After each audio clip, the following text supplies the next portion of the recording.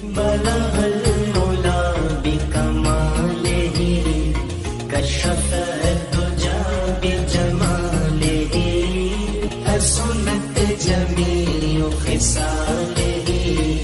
قرآن مجید سورہ الاحزاب۔ انما یرید اللہ، انما یہ حرف حصر ہے کہ اللہ صرف اس بات کا ارادہ فرماتا ہے لِيُذْهِبَ عَنْكُمُ الرِّجْسَ أَهْلَ الْبَيْتِ، اے میرے حبیب صلی اللہ علیہ وسلم کے اہل بیت، اللہ تم سے نجاست کو دور کر دے۔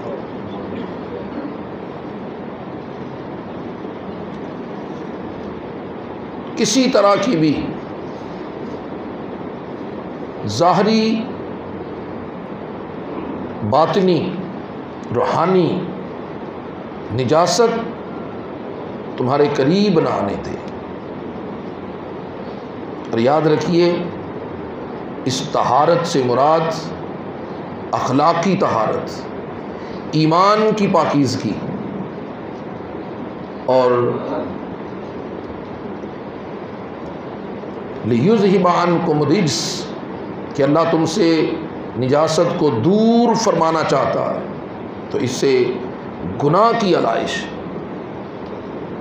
وَيُطَهِّرَكُمْ تَطْهِيرًا، اور فرمایا تمہیں ایسی طہارت عطا فرمانا چاہتا ہے کہ جو طہارت کا حق ہے۔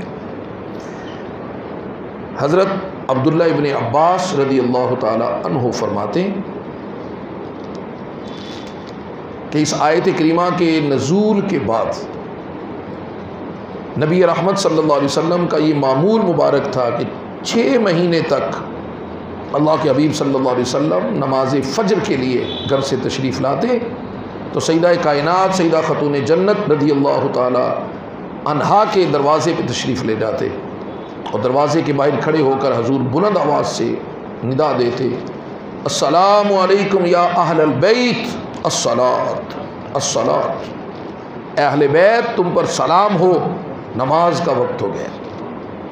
6 مہینے تک حضور کا یہ تسلسل رہا۔ غالباً مفسرین کرام فرماتے ہیں کہ اس کی وجہ یہ کہ یہ آیت مقدسہ جو سورہ الاحزاب کی ہے، اس کا اگر آپ سیاق و سباق دیکھیں تو آقا علیہ السلام کی ازواج مطہرات کی فضیلت و طہارت کا بیان ہو رہا، اور یہ آیت حضور علیہ السلام کی ازواج مطہرات امہات المومنین کے حق میں نازل ہوئی۔ اللہ کے حبیب صلی اللہ علیہ وسلم 6 مہینے تک سیدہ خاتون جنت رضی اللہ تعالی عنہا کے دروازے پہ تشریف لاتے رہے۔ آپ کا تشریف لانا اور یا اہل بیت کہہ کر مخاطب کرنا، یہ در حقیقت رہتی دنیا تک اپنی امت کو پیغام تھا کہ اہل بیت کی نسبت میری ازواج اور میری اولاد، ان کے متعلق کسی اختلاف اور جھگڑے میں مبتلا نہ ہو جانا، اس لیے کہ اللہ کا فرمان ہو یا میں مصطفیٰ کا ارشاد ہو۔ حضور علیہ السلام کی ازواج مطہرات بھی اہل بیت ہیں قرآن کی روح سے، اور نبی علیہ السلام کی اولاد پاک بھی اہل بیت ہیں حضور کی فرمان کی روح سے۔ تو ہم اہل سنت و جماعت بحمد اللہ تعالی اس نظریے اور عقیدے پر قائم ہیں کہ نبی علیہ السلام کی اہل بیت اطہار حضور کی ازواج مطہرات بھی ہیں اور حضور کی اولاد پاک بھی ہیں۔ سیدہ خاتون جنت رضی اللہ تعالی عنہا کو جو خصوصیت حاصل ہے وہ حضور کی اہل بیت میں سے کسی اور کو نہیں ہے۔ اگر یہ دل میں سوال پیدا ہو کہ اللہ کے حبیب صلی اللہ علیہ وسلم کی تو 7 مبارک اولادیں تھیں، 4 صاحبزادیاں اور 3 صاحبزادے، 4 شہزادیاں اور حضور کے 3 شہزادے، لیکن ان میں سے جو خصوصیت حضرت سیدہ خاتون جنت رضی اللہ تعالی عنہا کو، اور جس طرح ان کا تذکرہ کثرت کے ساتھ کیا جاتا ہے، بقیہ اولاد مطہرہ کا تذکرہ اس طرح نہیں کیا جاتا۔ اگرچہ اہل سنت کے ہاں نبی علیہ الصلوۃ والسلام کی دیگر صاحبزادیاں حضرت سیدہ زینب، حضرت سیدہ رقیہ اور حضرت ام کلثوم، حضور علیہ السلام کی اولاد ہونے کی نسبت، یہ تمام ایک درجے اور ایک فضیلت کی حامل ہے۔ بلکہ اگر اس نسبت سے دیکھا جائے کہ حضرت زینب سلام اللہ علیہا اور حضرت رقیہ سلام اللہ علیہا اور حضرت ام کلثوم سلام اللہ علیہا یہ نبی علیہ السلام کی بڑی صاحبزادیاں ہیں، تو بڑی صاحبزادیاں ہونے کی نسبت ان کا درجہ اور فضیلت سیدہ فاطمہ الزہرا رضی اللہ تعالی عنہا سے زیادہ ہے۔ بالکل اس طرح جیسے نبی علیہ الصلوۃ والسلام کے شہزادوں میں، آپ کے نواسوں میں حضرت امام حسن رضی اللہ تعالی عنہ کا درجہ جناب حضرت امام حسین رضی اللہ تعالی عنہ سے زیادہ، کہ بڑے بھائی ہونے کی جو فضیلت ہے وہ حضرت امام حسن کے پاس، اور بڑی بہن ہونے کی جو نسبت ہے وہ حضرت زینب سلام اللہ علیہا کے پاس ہے۔ لیکن میں حضرات یہ عرض کرتا چلوں کہ کسی قسم کا ابہام دل میں نہ رہے کہ سیدہ خاتون جنت رضی اللہ تعالی عنہا کی نسبت اللہ کے حبیب صلی اللہ علیہ وسلم نے ارشاد فرمایا لوگوں، تمہاری اولادوں کا سلسلہ اور تمہارا نسب تمہارے بیٹوں سے چلتا ہے، اور اللہ نے اس بات کو پسند کیا کہ میں مصطفیٰ کا نسب میرے بیٹوں سے نہیں بلکہ میری بیٹی سے چلے گا۔ بیٹیوں سے نہیں فرمایا بلکہ فرمایا کہ بیٹی سے چلے گا۔ اب حضرت رقیہ اور حضرت ام کلثوم کے ہاں تو اولاد نہ ہوئی، اور حضرت زینب سلام اللہ علیہا کی اولاد ہوئی، اور ان کا سلسلہ نسب وہ حضرت ابو العاص کا تھا، ان کی اولاد حضرت ابو العاص کی اولاد تھی، لیکن سیدہ خاتون جنت رضی اللہ تعالی عنہا کا ہی اولاد، وہ حضرت علی کا سلسلہ نسب نہیں ہے۔ حضرات یاد رکھیے، یہاں رافضیت اور کچھ ہمارے ہاں بھی رافضیت زدہ خطبہ نام نہاد ذاکرین وہ جناب حسنین کریمین کو حضرت علی کا نسب بیان کرتے اور حضرت علی کی نسبت حضرت حسنین کریمین کو جناب ابو طالب کا نسب گردانتے ہیں۔ یہ اہل سنت کا عقیدہ نہیں ہے۔ اہل سنت کا عقیدہ یہ ہے کہ اللہ کے حبیب صلی اللہ علیہ وسلم نے فرما دیا تھا، اور اب قیامت تک یہی عقیدہ حق ہے جو زبان مصطفیٰ سے نکلا ہے، کہ اللہ کے حبیب علیہ السلام نے فرمایا لوگوں، تمہاری اولادوں کا نسب تمہارے بیٹوں سے چلتا ہے، اور میری اولاد کا نسب میری بیٹی سیدہ فاطمہ الزہرا سے چلے گا۔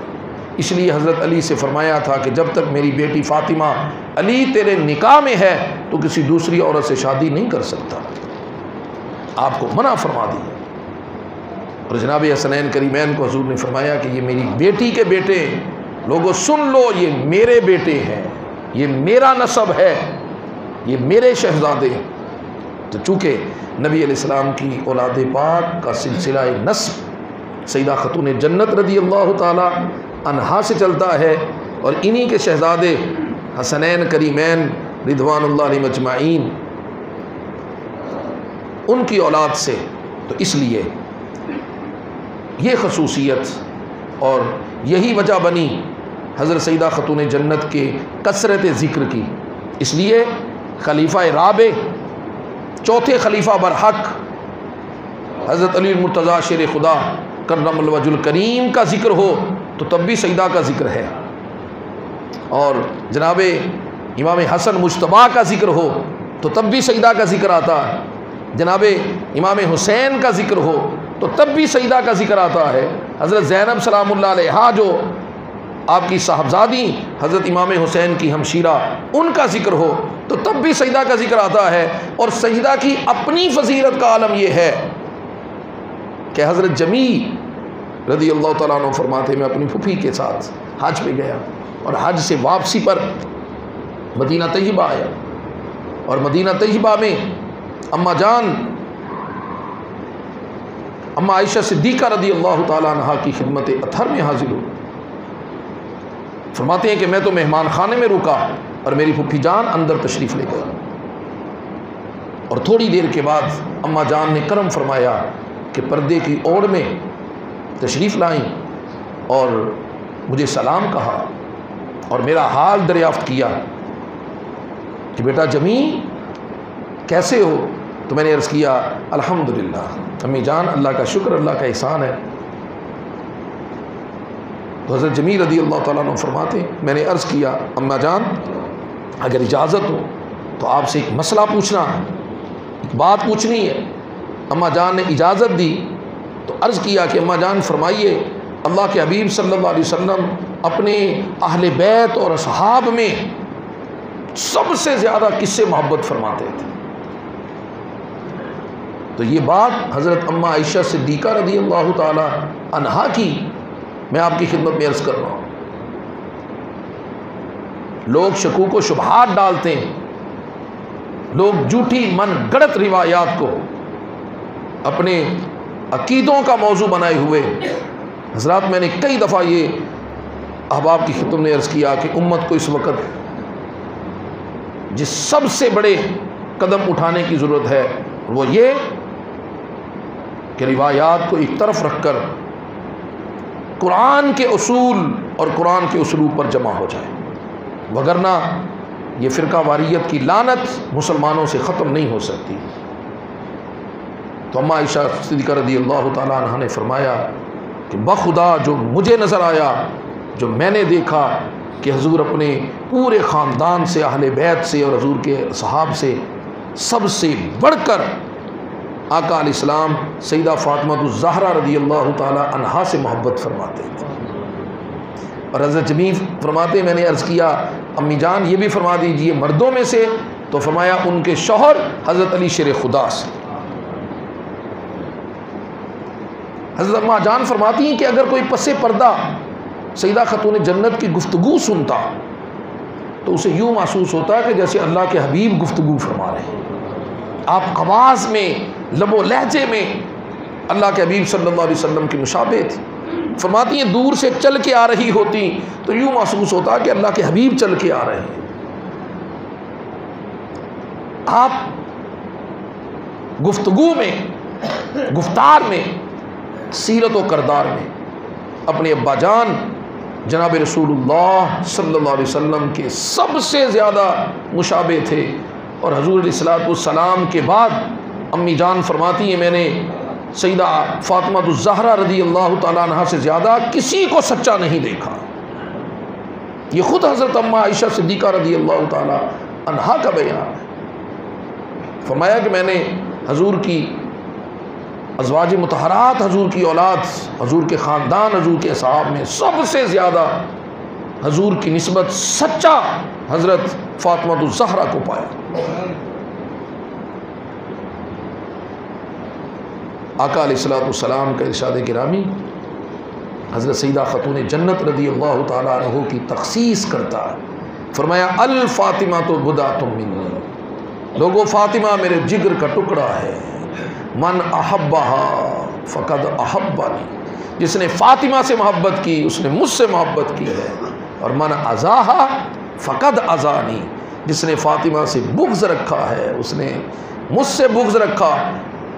جس نے فاطمہ کو اذیت دی ہے، من اذاہا فقد اذانی، اس نے مجھے اذیت دی ہے۔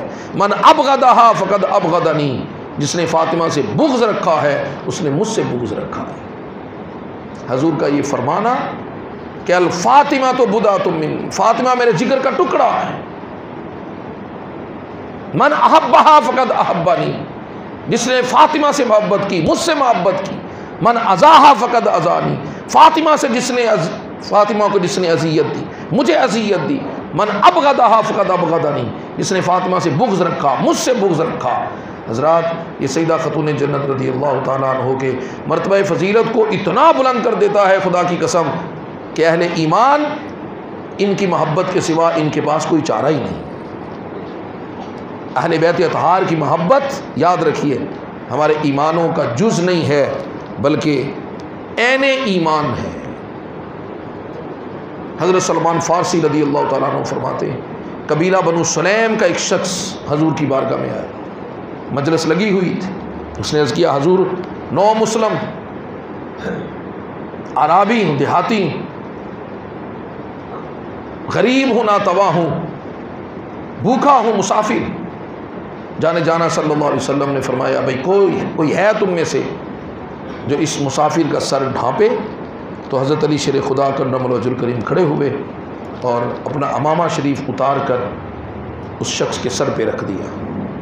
حضور نے فرمایا یہ بھوکا ہے، کون ہے جو اسے کھانا کھلائے؟ تو حضرت سلمان فارسی فرماتے ہیں میں کھڑا ہوا اور میں نے عرض کیا کہ حضور اس مسافر کو میرے ساتھ بھیجیے، جس گھر سے میسر ہوا میں اسے کھانا کھلا کے لاتا ہوں۔ آقا علیہ الصلوۃ والسلام نے حضرت سلمان فارسی کے ساتھ اسے بھیج دیا۔ فرماتے ہیں میں سب سے پہلے در دولت فاطمہ پر آیا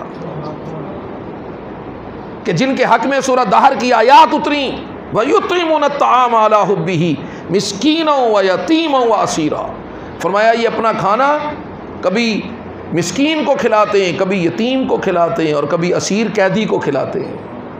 اور جب کھلا دیتے ہیں حالانکہ خود بھوک سے ہوتے ہیں، خود فقر سے ہوتے ہیں، فاقے سے ہوتے ہیں، لیکن جب کھلا دیتے ہیں تو انما نطعمکم لوجہ اللہ، پھر کہتے ہیں کہ ہم نے جو تمہیں کھلایا تو اللہ کو راضی کرنے کے لیے، اللہ کی خوشنودی کے لیے۔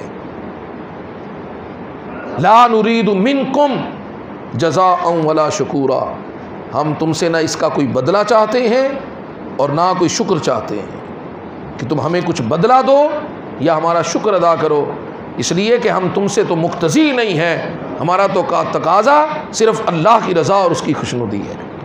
حضرت سلمان فارسی فرماتے ہیں سیدہ کائنات کے دروازے پر آیا، دستک دی، شہزادی صاحبہ نے پوچھا کون؟ کہا بیٹی سلمان ہوں، یہ میرے ساتھ نو مسلم عرابی مسافر بھوکا ہے، گھر میں کچھ ہے تو اسے کھانے کو دو۔ اب سیدہ خاتون جنت رضی اللہ تعالی عنہا نے کچھ توقف کے بعد فرمایا چچا جان گھر میں 3 دن سے فاقہ ہے، 3 دن سے فاقہ ہے۔ حضرت علی رضی اللہ تعالیٰ عنہ بارہا کوشش کے باوجود کچھ مزدوری نہیں ملی۔ جناب حسنین قریبین چھوٹے بچے ہیں، بھوک کی وجہ سے روتے روتے ابھی سوئے ہیں۔ حضرت سلمان فارسی رضی اللہ تعالیٰ عنہ نے سنا، دل بجھ گیا، بھیگی پلکوں کا بوجھ لے کر جو پلٹنے لگے تو آواز آئی چچا جان ٹھہریے، یہ میرے پاس ایک چادر ہے، آپ یہ چادر شمون یہودی کے پاس لے جائیے، کہ کبھی کبھار حضرت علی رضی اللہ تعالیٰ عنہ اس کے باغ میں مزدوری کیا کرتے ہیں، آپ ان کے پاس لے جائیے اور یہ جا کر گروی رکھوا دیجیے اور ان سے کہیے کہ کچھ جو ہمیں ادھار دے دے، ہمارے پاس پیسے آئیں گے تو ادھار چکا دیں گے، کہ ہم نے مسافر غریب کو بھوکے کو کھانا کھلانا۔ حضرت سلمان فارسی یہ فقر فاقہ کا عالم، یہ تو حضرات وہ دور تھا نا کہ حضرت امیر حمزہ رضی اللہ تعالی عنہ وقت شہادت جب کفن کے لیے انتظامات کیے گئے تو حضرت امیر حمزہ کے لیے جو کپڑا میسر آیا وہ سر کو ڈھانپتے تھے تو پاؤں ننگے ہو جاتے تھے، پاؤں ڈھانپتے تھے تو سر ننگا ہو جاتا۔ تو عرض کیا گیا تاجدار مدینے کے تاجدار، دو جہاں کے والی فرمائیے، دو جہاں کی نعمتیں ہیں ان کے خالی ہاتھ میں، کیا کیا جائے؟ تو اللہ کے حبیب علیہ الصلوۃ والسلام نے فرمایا میرے چچا کے چہرے کو ڈھانپ دو اور پاؤں پر گھاس بھوس ڈال دو۔ حضرت سلمان فارسی فرماتے ہیں میں چادر لے کر اس یہودی کے پاس گیا اور میں نے جا کر جو سارا ماجرا سنایا وہ گشتے بدنداں ہو گیا۔ اس نے کہا واللہ یہ تو وہ سیرت و کردار ہے جو ہم نے نبی آخر الزمان صلی اللہ علیہ وسلم کی اولاد کے بارے میں تورات شریف میں پڑھا، یہ وہی سیرت ہے، وہی کردار ہے۔ کہا اے سلمان تم گواہ ہو جاؤ، میں محمد عربی صلی اللہ علیہ وسلم کی شہزادی حضرت سیدہ خاتون جنت کے اس کردار کو دیکھ کر میں ان کے باپ پر کلمہ پڑھ کر مسلمان ہو گیا، یہ وہی کردار ہے۔